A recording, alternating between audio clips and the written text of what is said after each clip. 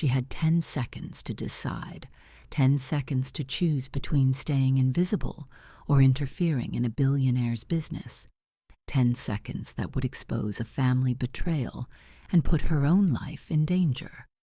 Her name was Mary Jane.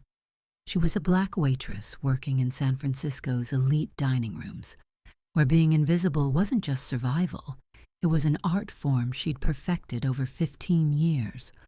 On that quiet Tuesday evening, she was just trying to get through her shift, earn her tips, and add another $50 to the coffee can hidden under her kitchen sink.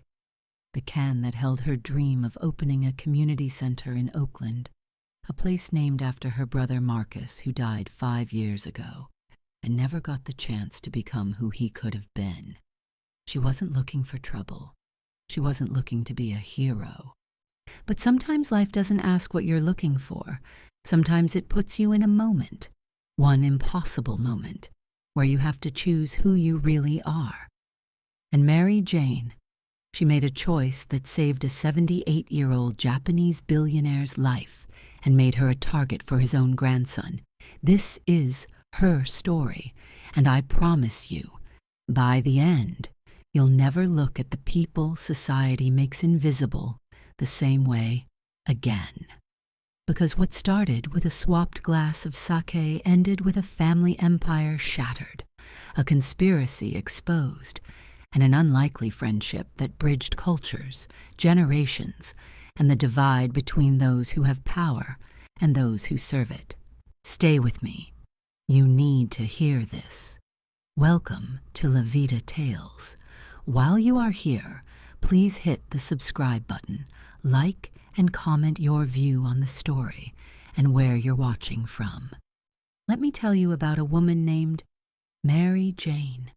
She was just like so many of us, working hard, trying to survive, doing everything she could for a dream that seemed just out of reach. Mary Jane was 34 years old, and if you passed her on the street in Oakland, you probably wouldn't notice her. That was exactly how she wanted it. In her world, being invisible meant being safe. She worked as a waitress at Matsuda's, one of those exclusive Japanese fusion restaurants in San Francisco's financial district, where a single dinner costs more than most people make in a week. The kind of place where crystal sake cups catch the light like diamonds, where the silence between courses feels expensive, where billionaires discuss mergers over sushi that costs $500 a plate. But Mary Jane wasn't thinking about any of that elegance. She was thinking about her feet. They ached in her black shoes, the expensive non-slip kind she'd saved 2 weeks of tips to buy. She'd been standing for 7 hours already, moving through the dining room like a ghost, refilling water glasses, clearing plates, always watching, always ready to serve. Her shift wouldn't end for 3 more hours. But she kept smiling. She kept moving. Because that's what you do when you have a dream worth fighting for. You see, Mary Jane had lost her younger brother Marcus 5 years ago. Gang violence in Oakland. Just 19 years old. A kid who loved basketball and wanted to be an engineer but never got the chance to find out who he could become. Since the day they buried Marcus, Mary Jane had been saving. Every tip went into that coffee can under her sink, and every dollar brought her closer to her promise, Marcus's place, a community center where kids from her neighborhood could have the support, the programs, the safety that her brother never had. Mary Jane's life wasn't easy. She'd spent 15 years perfecting the art of being present, but unseen, moving through rooms filled with power and wealth while being treated as if she were part of the furniture. She'd learned which tables preferred silence, which executives discussed deals they shouldn't, and exactly how to blend into the expensive wallpaper. Being a black woman in these elite spaces meant navigating a minefield of assumptions. Too friendly, and she was unprofessional. Too reserved, and she was cold. She'd learned to be neither, just efficient, quiet, competent, invisible. But that Tuesday evening, everything changed. On the reservation had come from Satoshi Hiro's office. Private dining room, family dinner, absolute discretion required. Mary Jane had served Satoshi Hiro twice before. He was 78 years old, a Japanese billionaire who'd built a global tech empire from post-war poverty. He was formal, traditional, moved with the careful dignity of age. He treated servers with old-world politeness that felt rare in Mary Jane's world, a bow of acknowledgement, a genuine thank you when she refilled his tea.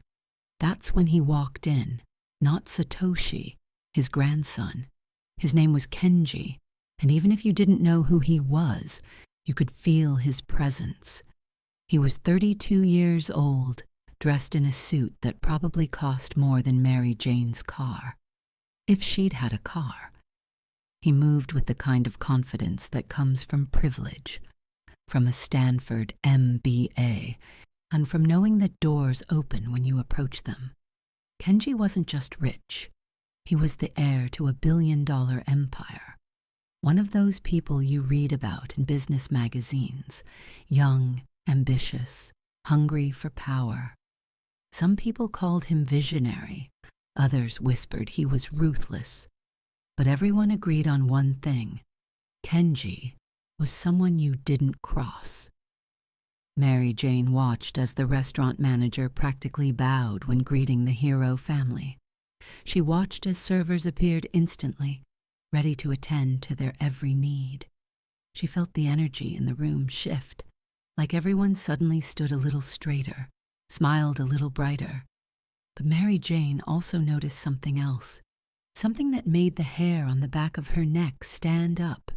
The way Kenji looked at his grandfather, the smile that didn't reach his eyes, and the tension that crackled between them like electricity, disguised beneath polite formality.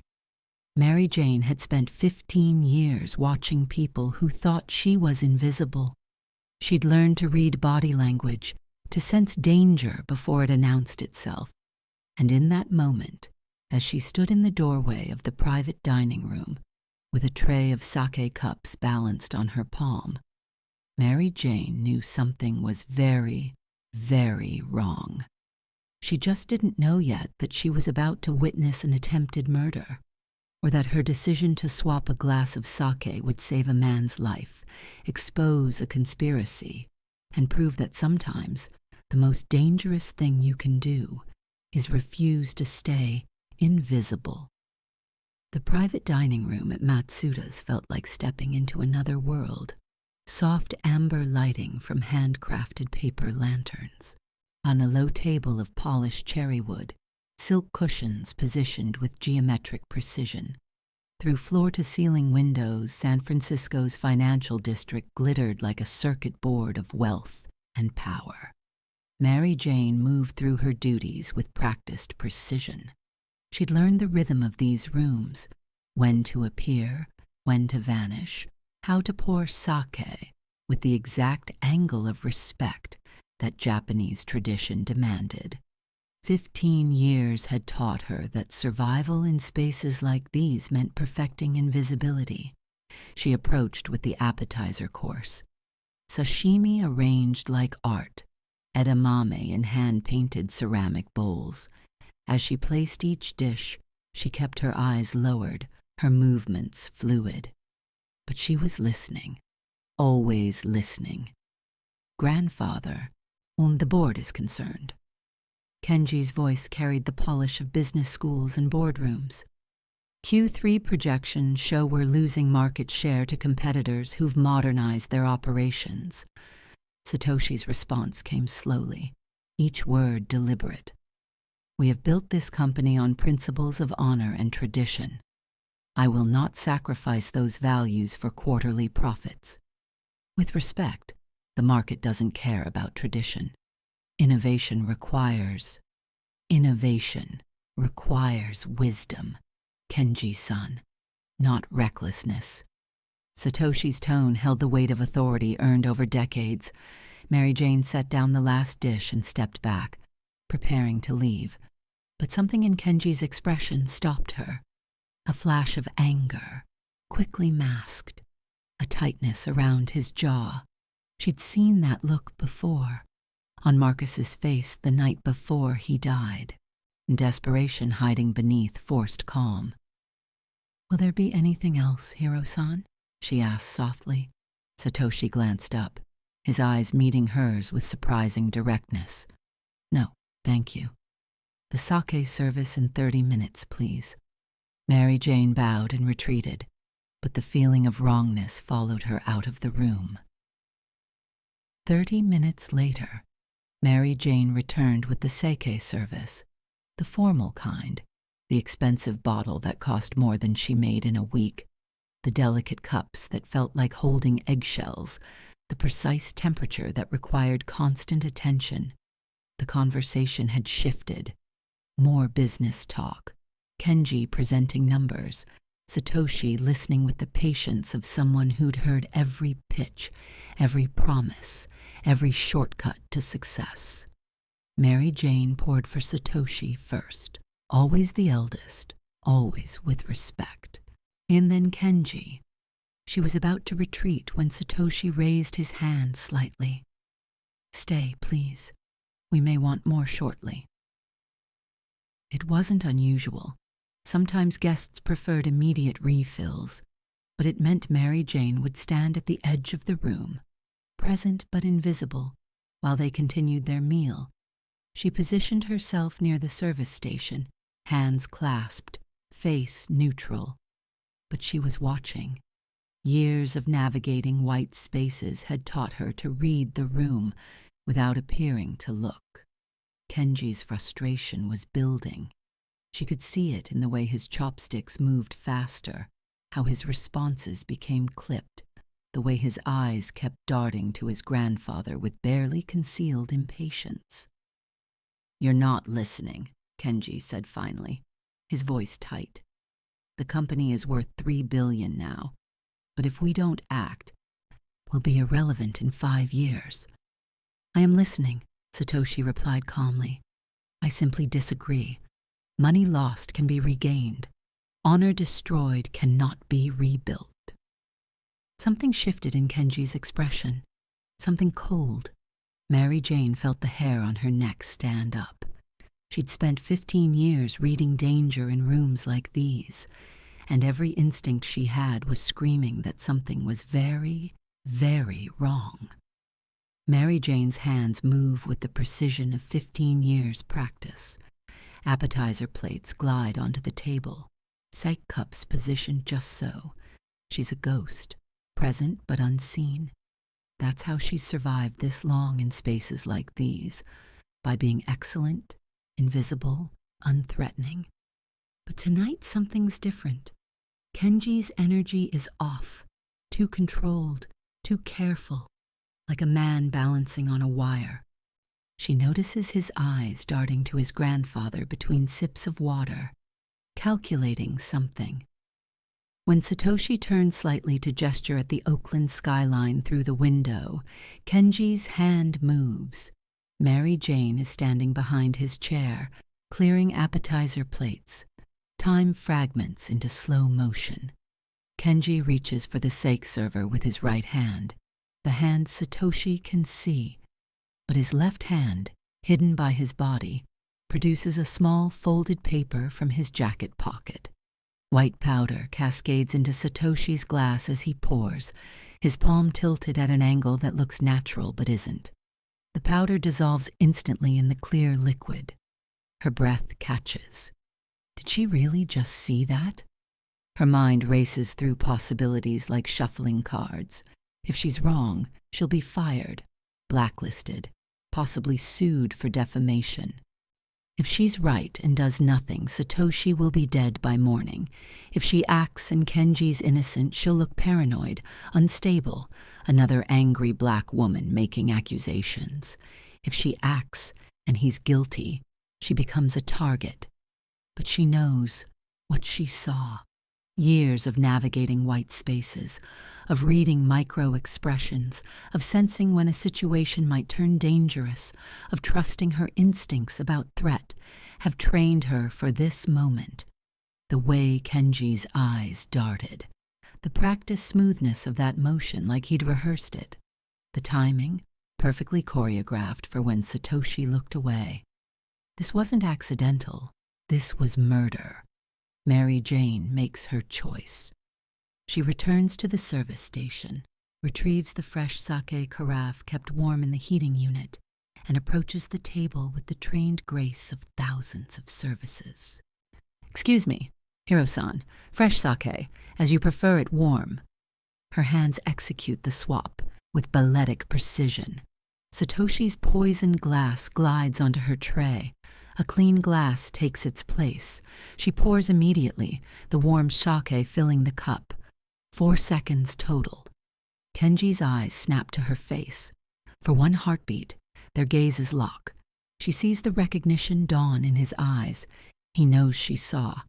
And beneath that, something cold and deadly. Fury. His smile never wavers, but his eyes promise consequences. Satoshi stops mid-sentence, his chopsticks hovering over the grilled fish. "Why did you change my glass of sake?" His English carries a precise, formal accent. His eyes are sharp, missing nothing. Mary Jane's heart hammers against her ribs. This is the moment. Tell the truth and put a target on her back, or lie and become complicit. She chooses the narrow path between them. "I noticed a small crack in the rim, Hiro-san. I did not want you to cut your lip. My apologies for the interruption." Satoshi studies her. In 78 years of building a global company, he's learned to read people the way others read books. This waitress, he's noticed her before, noticed how she bows at the correct angle, how she never intrudes, how she understands the unspoken rules of respect. But now, she's done something unusual, something that doesn't fit her pattern. "Your name?" "Mary Jane, sir." He holds her gaze for 3 seconds that feel like hours, then nods slowly and returns to his conversation with Kenji. But Mary Jane notices he doesn't drink the sake. Not immediately. He waits, watching, as if testing something. Kenji's smile could freeze water. "Grandfather, perhaps we should continue this conversation at the office tomorrow. I have the updated projections there, and the lighting is better for reviewing documents." He's moving to end the dinner early. He knows his plan has failed, and he's calculating his next move. As Mary Jane clears the table, Kenji stands and positions himself to block her path. When she steps aside to let him pass, he leans close, his breath warm against her ear. "You should be more careful, Mary Jane.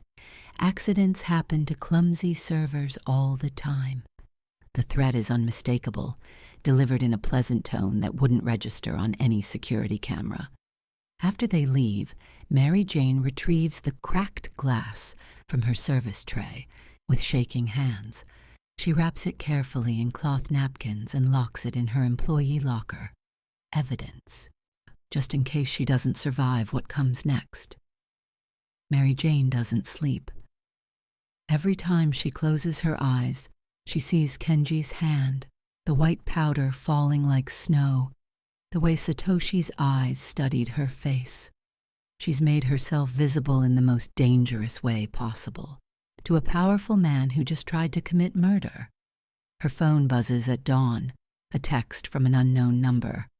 Mistakes have consequences. She stares at it, her mouth dry.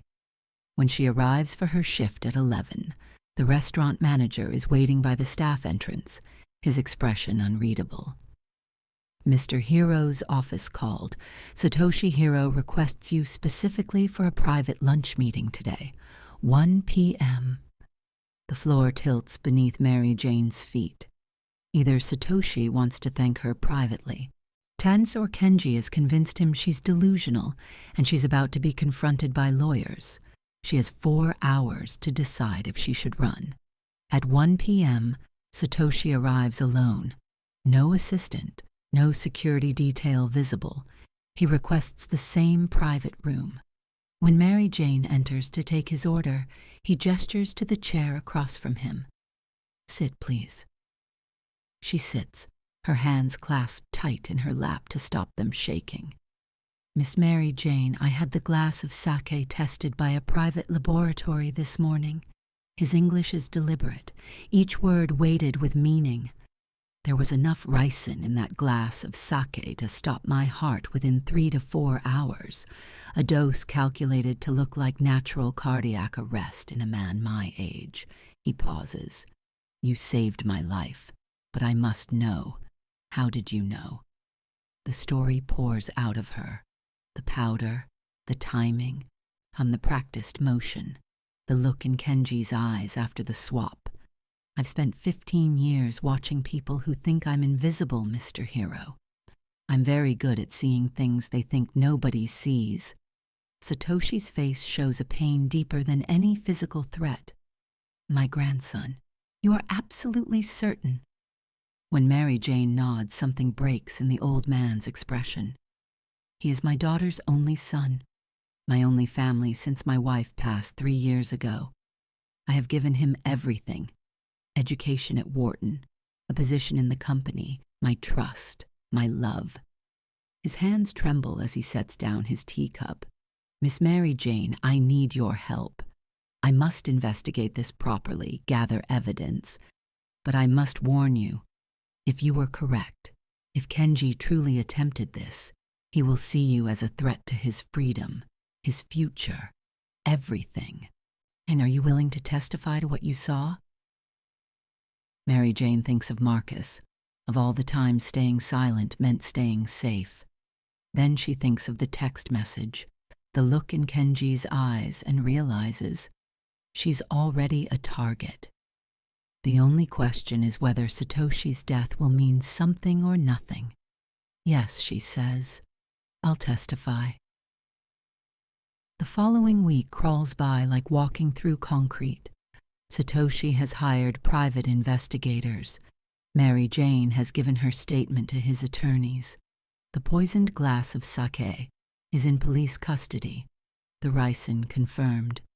But nothing moves quickly when the suspect is connected, powerful, and has lawyers who've already planted the story of a tragic misunderstanding about heart medication. Then the intimidation begins. Mary Jane discovers both rear tires on her car slashed, clean cuts, deliberate. Someone follows her home from work, a black BMW that stays 3 cars back but never loses her. Her phone buzzes with texts from unknown numbers. Mistakes have consequences. Witnesses disappear every day. Nobody will miss you. Friday night, Kenji appears at the restaurant. Dining with associates, he requests her as server. Throughout the meal, threats disguised as small talk. Oakland's dangerous at night. Women living alone should be careful. False accusations lead to defamation suits. Financial ruin. When Mary Jane brings dessert, Kenji drops his fork. It clatters under the table. As she bends to retrieve it, he leans down too, face inches from hers. His cologne suffocates. "Tell the old man you made a mistake. Say you were confused. Do that. Nothing happens to you or anyone you care about. Keep lying. And then we'll see how brave you are when your niece walks home from school alone." Ice floods Mary Jane's veins. Destiny, 8 years old. He researched her family. She straightens, places the fork on his plate with deliberate precision. "Will there be anything else, sir?" Her voice steady, despite shaking hands. That night, she reports everything to Satoshi's assistant. Next morning, a black SUV parks outside her apartment. Security detail, 2 former cops who look combat-ready. But Mary Jane knows security can't protect everyone, everywhere, always. 3 weeks later, Mary Jane closes the restaurant late Thursday. Most staff gone. She's doing wine cellar inventory. Regular senior server duty. The door opens. Kenji appears, backlit by stairwell light. I was hoping to find you alone. Her hand slides toward her apron pocket. Security's outside, not here. One exit, she's trapped. Kenji steps inside, closes the door. The lock clicks. You should have stayed invisible. Closer now, shoes clicking on concrete. Grandfather's obsessed with this investigation. His health's deteriorating because of your lies. You're killing him. One last offer. I'm not $100,000 cash, untraceable. Just recant. Tell police you were tired, confused sack pouring for something sinister. Buy 10 community centers with that money. Help hundreds of kids. Just admit you were wrong.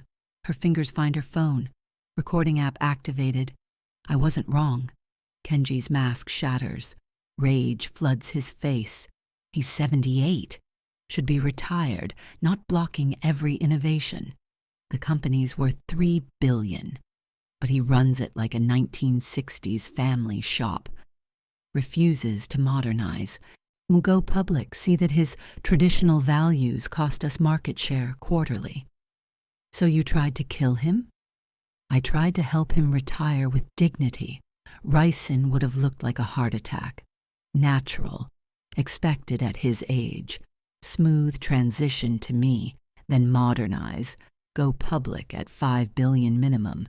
But you, venom drips. Had to play hero.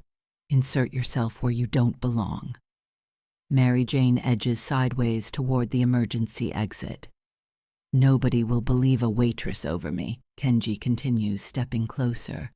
You're nobody, Mary Jane. Always been nobody, will die nobody. That's where you're wrong. She lunges for the panic button. Palm slams it. Alarm scream. She runs. Kenji grabs her sleeve. Fabric rips. She crashes through the emergency exit into the alley. Alarm shrieking. Security arrives 90 seconds later. Kenji's caught leaving through the front. Face composed but breathing ragged. Mary Jane's phone, still recording in her torn apron pocket, captured everything. Dawn brings Kenji's arrest, attempted murder, witness intimidation. The wine cellar recording plus toxicology creates overwhelming evidence. His lawyers argue contamination, frame job. The prosecution plays his voice. I tried to help him retire with dignity. His own words condemn him. Media descends like locusts. Tech Air tried murdering billionaire grandfather. Cable news runs it for weeks. But they fixate on Mary Jane, hero waitress, who noticed something suspicious. Some celebrate her, others question motives. The racial subtext screams, and conservative commentators suggest she was mistaken or seeking attention and money. One segment questions if she had education to understand what she actually saw. Satoshi calls a rare press conference. Cameras flash as he approaches the podium, looking every one of his 78 years. In carefully prepared English, Miss Mary Jane saved my life because she paid attention when others looked away.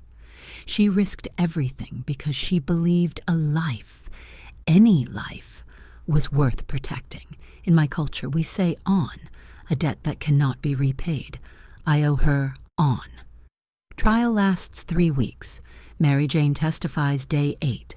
Defense lawyers paint her as unreliable, question her education, finances, suggest fabrication for money from a vulnerable elderly man. Every stereotype about black women: aggressive, manipulative, greedy. But the wine cellar recording is damning. Kenji's words, his admission, his rage. Jury deliberates 6 hours. Guilty. 25 years.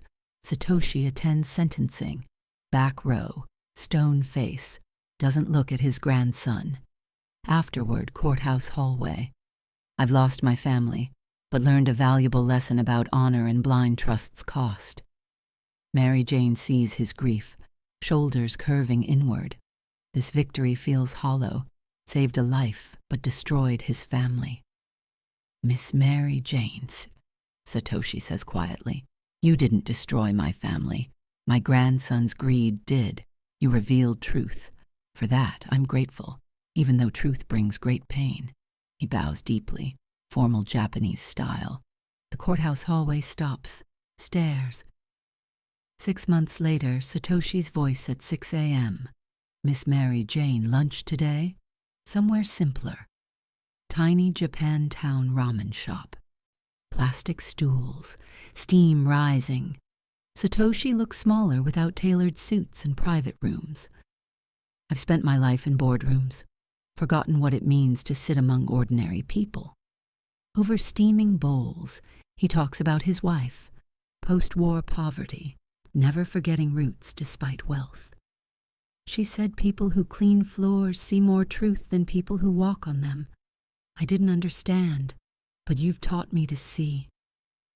Miss Mary Jane, I understand you wish to open a community center in Oakland. I'd like to help. Instant refusal rises. She doesn't want charity, doesn't want to be the saved black woman in some redemption story. Not charity, partnership. You understand community building, seeing the invisible, creating belonging. I have resources. Together. And we honor your brother's memory and my wife's values. Together shifts everything. Weekly meetings designing Marcus's place. Full community center, job training, mental health counseling, arts programs. Satoshi doesn't just write checks. Shows up, listens, learns. 1 year after poisoning, Marcus's place opens in West Oakland. Satoshi at ribbon cutting. Visibly out of place but present, humble. 3 years later, Mary Jane works full-time there. Over 300 youth served. Satoshi's foundation funds similar centers across the Bay Area. One evening, watching Satoshi teach entrepreneurship to young black women, a student asks, Miss Mary Jane, aren't you scared? Kenji has connections. His family has power. What if... Mary Jane's phone buzzes. Unknown number. Her blood freezes. Photo. Kenji. Visiting room. He shouldn't have phone access. Message underneath. Appeals work wonders. Good behavior gets you out early. See you soon, Mary Jane. Unfinished business. Her hands shake. Satoshi notices. What is it? Before she answers, lights flicker. Once, twice. Cut completely. Darkness. Someone screams. Emergency lights kick on. Everything bathed red. Front door. Should be locked. Stands wide open in the doorway. A silhouette. Tall. Male. Watching. The figure steps into red light. Not Kenji. Someone new. But the way he looks at her, cold, calculating, purposeful, tells her everything. Kenji sent him. Satoshi moves to shield her. The man raises his hand, almost casual, almost friendly, then speaks, voice carrying across silent room. Mary Jane Washington, you made a very powerful enemy. Mr. Kenji sends his regards. And he wants you to know. Razor-thin smile. Some debts get paid in full, no matter how long it takes. He turns, walks out. Door clicks shut. Lights flicker back on. Everyone stares at Mary Jane. The student looks terrified. What do we do? Mary Jane looks at Satoshi. Pale, trembling, 3 years of peace, shattered. Her phone buzzes. Count your blessings. Count your loved ones. Count the days you have left. Clocks ticking. She thinks of everyone here. Teenagers, volunteers, Satoshi, all in danger because she chose visibility. Satoshi grips her arm. Call police, now. But Mary Jane stares at where the stranger stood. Realizes with certainty, police won't be enough. Not against Kenji's resources. Not against someone willing to wait 3 years for revenge. What do we do? The student asks again, voice smaller. Mary Jane opens her mouth, but she doesn't know. For the first time, she doesn't know if she can protect everyone she loves. Outside, car engine starts. Tires screech. Somewhere in a prison visiting room, Kenji smiles.